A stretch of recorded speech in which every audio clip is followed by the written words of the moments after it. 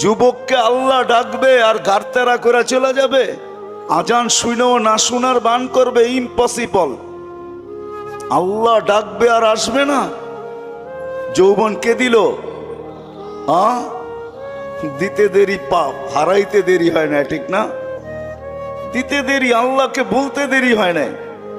আমাদের সমাজ, এই জন্য তো কোরআন বলে ইদা মাসাহুল খায়রু মানুয়া, মানুষ তোরই স্বভাব আজীব, বড় বিদঘুটে স্বভাবের মালিক তুই।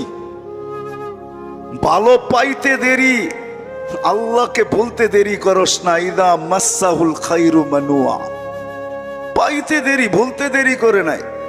রূপসী রূপ পাইতে দেরি, আল্লাহকে বলতে দেরি করে নাই। দুনিয়ার মানুষ পাইতে দেরি, আল্লাহকে বলতে দেরি করে না। একদম পোল্ট্রি ডাকায় কথা বোঝেন, আবার পোল্ট্রি ফার্ম মনে করেন না। পুরান ঢাকার শব্দ আছে, পাইতে দেরি, পোল্ট্রি নিতে দেরি করে না, একবারে ডিগবাজি খাওয়া যায়। যুবকদেরকে দেখেন, যৌবন পাইতে দেরি, আল্লাহ বলতে দেরি করে না। আজান শোনে, তারপর না শোনার ভান করে চলে যায়। সমাজের প্রত্যেকটা মুসলমানকে দেখেন, আজানের আওয়াজ কার কানে না যায়? ফজরের আজান প্রত্যেককে উঠায়, 5 বেলার আজান কানে যাইতে থাকে।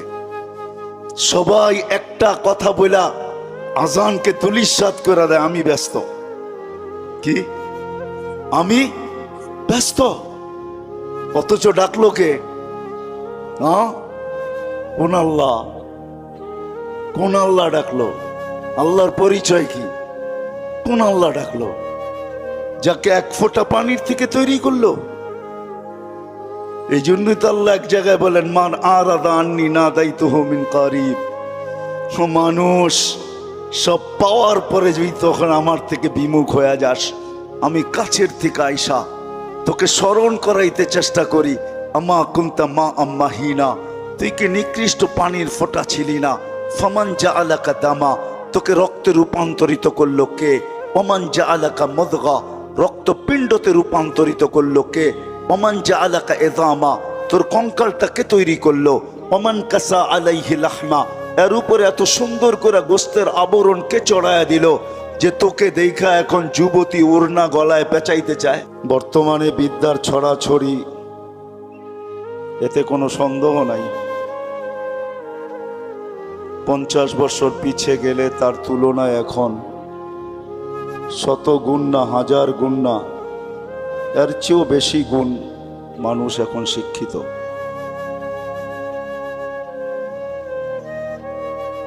কিন্তু শিক্ষিত হইলেও কি হবে? আসল যে জিনিসটার প্রয়োজন, বুঝের অভাব। আর এটি সত্য, মানুষের ভিতরে যখন বুঝ আসে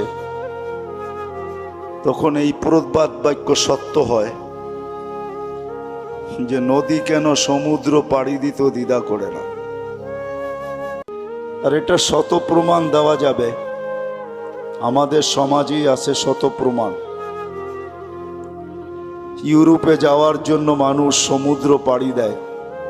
কোথায়? এটা লিবিয়া চলে যায়, ওইখান থেকে নৌপথে পাড়ি দেয়। এটাকে বলা চলে লটারি খেলা হয়, কয়জন পৌঁছতে পারে, কয়জন পৌঁছতে পারে না। আমেরিকা যাওয়ার জন্য মানুষ সেই মেক্সিকোর জঙ্গল পাড়ি দেয়, কেননা বুঝে আসছে এখন আর পাড়ি দেওয়া কোনো কঠিন না। গত বছরই আমি যখন ছিলাম 2021-এ, এই বছর আমার সফর ছিল আগস্ট সেপ্টেম্বরে আসছি আমি। 2021-এ সফর ছিল, তো এক জানাজায় আমি, কার কান্না আসছে কি আসছে না জানি না, কিন্তু আমাকে কাঁদতে বাধ্য করছে। আমি এক জানাজায় ছিলাম, ছেলেটার বাড়ি নোয়াখালীতে, মেক্সিকো পাড়ি দিয়ে সে আমেরিকাতে পড়ছে। পুলিশের হাতে ধরা পড়ার পরে জেলখানার থেকে বাহির হয়ে আসছে, কেস চলতেছিল। মোটামুটি একটা কাগজ তার হয়ে গেছে, সে হোম ডেলিভারির কাজ করত। মোটর সাইকেলের মাধ্যমে। সে একাই ছিল, এখানে আপনজন কেউ ছিল না। তো মোটর সাইকেল অ্যাক্সিডেন্টে সে মারা যায়, আমি ওই জানাজায় ছিলাম। কিন্তু তার জানাজা কাঁদায় নাই আমাকে, অনেকগুলা পাবনার কারণে আমি কাঁদতে বাধ্য হয়েছি। যে তার দিলের ভিতরে কতই স্বপ্ন ছিল, 30 লাখ টাকা খরচ করে সে আসছে মেক্সিকোর জঙ্গল পাড়ি দিয়া। কত স্বপ্নই তার ছিল। ছেলেটা বিয়েও করে নাই, তার পরিবারের এন্টার ফ্যামিলির একটা বিরাট স্বপ্ন তাকে মধ্যে নিয়েছিল। আমার কথা বোঝেন তো? কিন্তু এক অ্যাক্সিডেন্ট সব ধুলিস্যাৎ। এরকম একজন না, দুইজন না, শত শত পাওয়া যায় যারা মেক্সিকোর জঙ্গল পাড়ে আমেরিকাতে 30 লাখ টাকা দেওয়া যায়। কেন এইখানে গাইথা গেছে আমেরিকা যাওয়া। এখন ডাইরেক্ট তো আর বাংলাদেশ থেকে মেক্সিকো যাওয়া যায় না, অনেকগুলা দেশ পাড়ি দিয়া যেতে হয়। বুঝে আসলে সবকিছু করা সহজ। কেন আমি জানি আমার পূর্বে যারা ওয়াজ করছেন, ওনাদের ওয়াজের সামনে, শিক্ষাগত যোগ্যতার সামনে আমি কিছুই না। এটা মনের থেকে বলতেছি, কোনো মুখের থেকে না। আমার ওয়াজ কতটুকু হবে এটা আমিও নিজে ভাবতে পারি না। কেন আমি ওয়াজ করি গ্রামগঞ্জে, শহরে না। এক তো শুদ্ধ ভাষা জানি না, আর শহরের মানুষ অনেক আপডেট, ওরকম আপডেট ওয়াজও জানি না আমি। জানি ওয়াজ যেটুক একটু গ্রামগঞ্জের ওয়াজ, যাক কেমনে কেমনে জানি চলে আসছি। তো যেটা বুঝাইতেছিলাম যে আজকে তো শিক্ষার অভাব নাই। শত বৎসর আগের দিকে তাকাইলে কোনো জিনিসের অভাব নাই। আজকে সব জিনিস শত বৎসরের আগের থেকে হাজারো লক্ষ গুণ বেশি। কিন্তু আজকে অভাব যেটা, সেটা হলো বুঝের অভাব। কেউ বুঝতে চায় না। আমাদের সমাজের কোনো শ্রেণীর লোক বুঝতে চায় না, কোনো পজিশনের লোক বুঝতে চায় না। এটাই বড় দুঃখের বিষয়।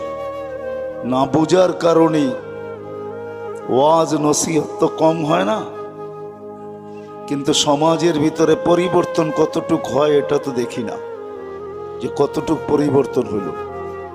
আসেন এই 3 দিনের ওয়াজে এতটুক নিয়ত করে বসি যে বুঝতে চেষ্টা করব, আল্লাহ যেন আমাদেরকে বুঝ দিয়া দেন। এই নিয়তে শোনা উচিত, বসা উচিত। তাইলে হইতে পারে দিলে যদি গাইথা যায়, তাইলে হয়তো জীবনের চাক্কাটা চেঞ্জ হতে পারে, জীবনটা পরিবর্তন হইতে পারে। আর যদি পরিবর্তন না হলো, এটা সত্য কথা, আমরা যারা আজকে আছি 100 বৎসর পরে আমরা কেউ থাকবো না। আমাদের 100 বৎসর পূর্বে যারা ছিল তারা কেউ এখন দুনিয়াতে নাই। 100 বৎসর পরে আমরাও থাকবো না।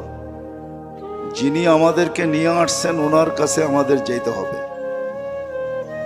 এটা না যে আমরা রাজধানীর লোক, আমরা সদিচ্ছায় আসছি, না না না। উনি আমাদেরকে মানুষ হিসাবে অস্তিত্ব দিছেন, অর্থাৎ আল্লাহ মানুষ হিসাবে অস্তিত্ব দিছেন বিদায় আমরা মানুষ।